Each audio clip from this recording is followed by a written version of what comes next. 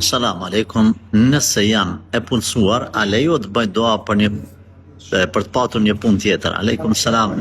Po lejohet, pse jo? Hiç s'ka kur farë problemi.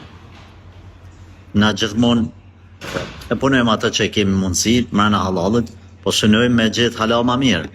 Është lejuar, pejgamberi alayhi salatu wasalam na ka treguar se nuk duhet na vit turp me kërku diçka akoma më mirë prej Allahut azza xal. Qoftë edhe lidhësat e këpucëve në transmetim. Domethënë, çdo sa na lejohet me kërku prej Zotit. Edhe këto me ndru punën, nuk ka problem. Edhe nëse çmë është në atë punë që je ose që po dën me hy, mos me qenë haram, me qenë mbrana halalit.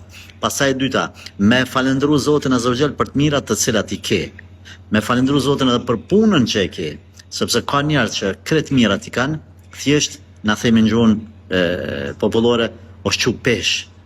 Njeriu është çmend, veç lyp mirë më mirë, lukse ma luks, është gjithmonë i paknaqur, nuk e falendron Zotin.